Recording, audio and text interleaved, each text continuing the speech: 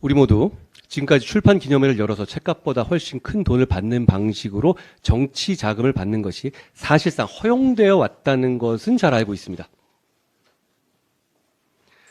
누군가는 언젠가 단호하게 끊어내야 한다는 것도 잘 알고 있습니다. 그렇지만 지금까지 그러지 못했습니다. 우리 국민의힘이 이번 총선에서 해내겠습니다.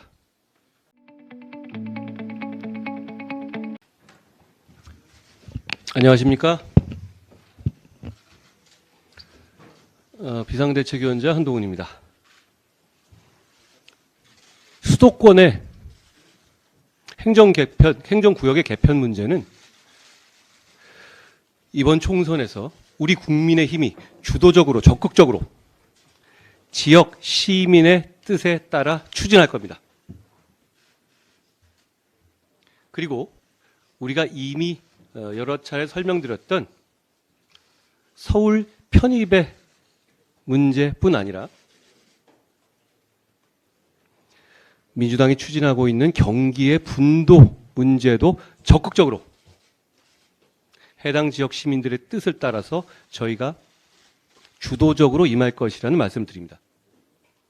생각해 보시면 그 두 가지는 양립 가능한 것이고 모두가 해당 지역 시민들의 생각이 가장 중요한 겁니다. 그 뜻에 맞춰서 저희는 이 정책을 추진할 것이라는 말씀을 드립니다.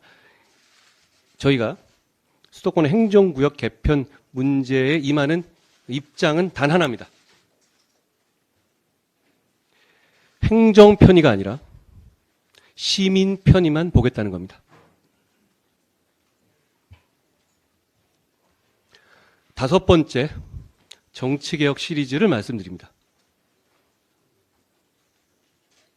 우리 국민의힘은 출판 기념회 형식을 빌어서 정치 자금을 받는 관행을 근절하는 법률안을 발의하고 통과시키겠습니다. 더불어민주당이 찬성하면 바로 입법이 될 것이고 반대한다면 이번 총선에서 저희가 승리해서 통과시키겠습니다. 우리 모두 지금까지 출판 기념회를 열어서 책값보다 훨씬 큰 돈을 받는 방식으로 정치 자금을 받는 것이 사실상 허용되어 왔다는 것은 잘 알고 있습니다. 누군가는 언젠가 단호하게 끊어내야 한다는 것도 잘 알고 있습니다. 그렇지만 지금까지 그러지 못했습니다. 우리 국민의힘이 이번 총선에서 해내겠습니다. 과거 이런 논의가 있다가 흐지부지 되었지만 지금은 다릅니다. 왜냐하면 저는 그리고 우리 국민의힘은 진짜 할 거기 때문입니다. 오늘 일부의 생활 공약들이 발표되기 시작하는데요. 그 공약들이 사실 이론은 아닌 것이 우리는 이미 이런 중요 정치 개혁 공약들을 발표하고 실천하고 있기 때문입니다.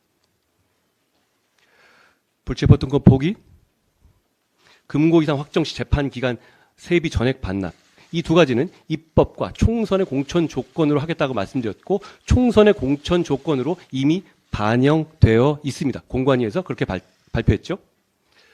귀책, 재보궐선거 시 공천 안 하기. 그리고 그것도 이번에 바로 있을 지방에서 있는 재보궐선거에서 저희가 공천하지 않는 것으로 즉각 실천하고 있습니다. 국회의원 정수의 50명 감축, 그리고 오늘 말씀드린 출판기념회를 통한 정치자금 수수 금지입니다. 이것이 우리의 정치개혁 그리고 특권 포기 공약의 시리즈입니다. 우리는 국민의 신뢰를 받고 싶고 국민의 사랑을 받고 싶습니다. 절실히 그렇습니다. 과거와 다른 점은 우리는 이 정치개혁과 특권 포기를 진짜로 할 겁니다. 이재명 대표와 민주당은 이 이슈에서 다른 소리 하면서 도망가지 말아야 합니다. 이미 그런 여론조사 하시는 곳도 있겠지만 우리의 이 정치개혁 5가지 특권 포기, 지금까지 말씀드린 것만 그렇고 저희는 계속 찾아서 말씀드릴 겁니다. 여기에 대해서 국민들께서 찬성하시는지 반대하시는지 객관적인 여론조사가 한번 이루어져 왔으면 좋겠습니다. 국민들께서 찬성하시겠습니까? 반대하시겠습니까?